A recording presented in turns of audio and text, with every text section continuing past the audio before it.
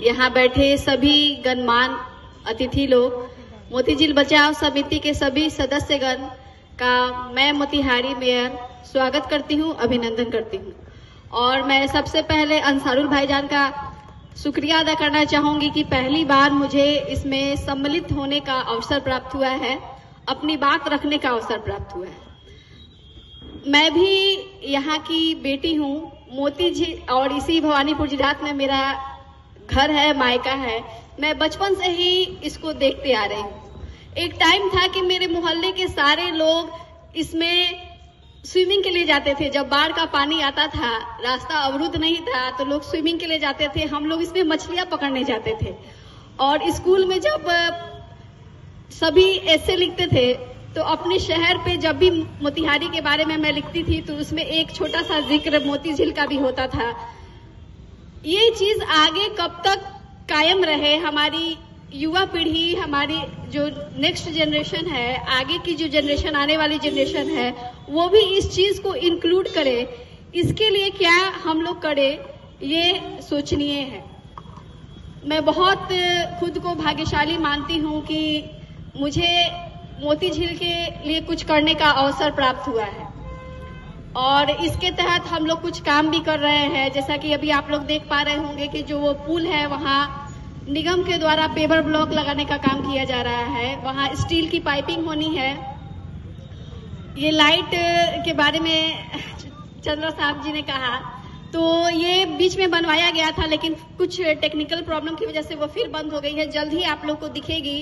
साथ ही I love Motihari का एक सेल्फी पॉइंट भी आप लोग को बहुत जल्द इस सड़क पे दिखेगा।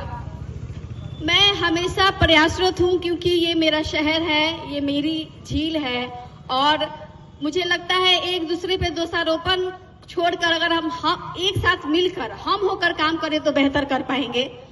ये मेरी सोच है और लोगों की शिकायतें या जो भी निगेटिविटी है उसको मैं एक सजेशन के रूप में लेती हूँ, क्योंकि वो मेरे लिए एक मुद्दा होता है उस चीज को सुधारने का।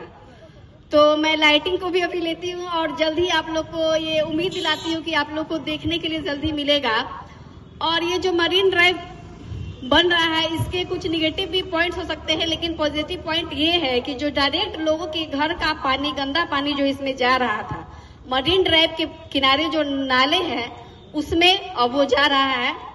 और सीवेज ट्रीटमेंट का ये ही अपडेट है कि वो निगम डायरेक्ट नहीं करा पाती है। निगम मजबूर है बुडको को देने के लिए।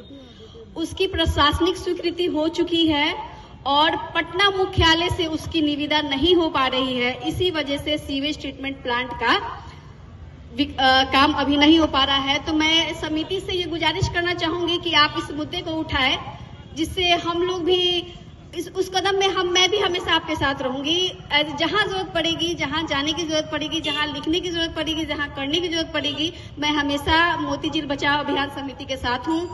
और निगम द्वारा ही मोतीझील के सौंदर्यीकरण के लिए बुडको को ही दिया गया है। 2022 में भी कुछ राशि गई थी, उस समय मैं नहीं थी, उसकी मुझे जानकारी है। 6 करोड़ की राशि बुडको को दी गई थी मोतीझील सौंदर्यीकरण और जीर्णोद्धार के लिए। 30 नवंबर 2023 को 10 करोड़ 99 लाख की राशि फिर बुडको को दी गई है मोतीझील के किनारे पाथवे बनाने के लिए। इसी क्रम में ब्लॉक के पीछे मत्स्य विभाग का जो कार्यालय है, वहाँ छठ घाट का निर्माण कराया जा रहा है, शौचालय बनना है, चेंजिंग रूम बनना है और पाथवे का भी निर्माण कराना है। तो वो काम हो रहा है और हम लोग लगातार, अभी जो 20 सूत्री की बैठक हुई थी, हमारे जिला के माननीय प्रभारी मंत्री आए थे, तो उस सांसद महोदय थे और विभिन्न विधायकगण भी थे, उसमें भी मैंने इस मुद्दे को उठाया था कि बुडको द्वारा कार्य की गति बहुत स्लो है। बार बार निगम के बुडको को लिखा जाता है लेकिन फिर भी कुछ नहीं हो पा रहा है। मैं खुद चाहूंगी कि मेरे टेन्योर में जो भी मैं बेहतर कर सकूं, क्योंकि मैं मेयर होने से पहले यहाँ की एक आम नागरिक हूँ, बचपन से इसको देखती आ रही हूँ। तो उसके लिए मैं अगर कुछ मेरे टेन्योर में कर पाऊंगी तो ये मेरी उपलब्धि होगी, ये मेरे शहर की उपलब्धि होगी। तो मैं हमेशा प्रयासरत हूँ। आगे जब भी आप लोग को मेरी जरूरत होगी, मैं हमेशा प्रयासरत हूँ। एक चीज और मैं कहना चाहूंगी कि मैं मानती हूँ कि सफाई की पूरी जिम्मेदारी निगम की है, लेकिन जब तक इसमें आम जन की सहभागिता नहीं मिलेगी, कोई भी काम हम लोग नहीं कर पाएंगे। अभी हम लोग छठ घाट के निरीक्षण के दौरान लगातार जलाशय में झीलों की तरफ का रुख कर रहे हैं, देख रहे हैं। इस क्रम में मुझे ये देखने के लिए मिलता है कि ठीक है, आप लोग गणेश जी, लक्ष्मी जी या फोटो कैलेंडर का विसर्जन करते हैं, इसके साथ साथ कपूर का डब्बा, तिल का डब्बा, अगरबत्तियों का रैपर, ये सब मोती झील में फेंका जा रहा है। तो जब तक आम जन भी जागरूक नहीं होंगे मोती झील की सफाई के लिए, तब तक कोई विभाग, कोई भी कर्मचारी, कोई पदाधिकारी, कोई कुछ नहीं कर पाएगा। तो मैं इस मंच के माध्यम से आम लोगों से भी ये अपील करना चाहूंगी कि कुछ जागरूकता आप लोग भी अपने तरफ से दिखाएं। आप लोग के घर से जो भी पूजा के दौरान फूल निकलते हैं, जो रैपर्स हैं, अगरबत्ती, तिल का तेल, ये सब के जो डब्बे हैं, आप लोग अपने घर में ही मिट्टी खोद के डाल सकते हैं, क्योंकि आप खुद देख रहे हैं कि मोती झील का पानी दूषित है। आप अगर स्वयं खड़े नहीं हो सकते उसमें, तो आप मूर्तियां क्या सोच के उसमें विसर्जित कर रहे हैं। ये चीज भी मैं कहना चाहूंगी कि कुछ पहल चाहूंगी इस मंच के माध्यम से उस दिशा में भी हो। यही कहना चाहूंगी, आगे आप लोग को जहां as a mayor, as a आम नागरिक मेरी जरूरत होगी, मैं हमेशा किसी भी चीज के लिए तैयार हूं। धन्यवाद।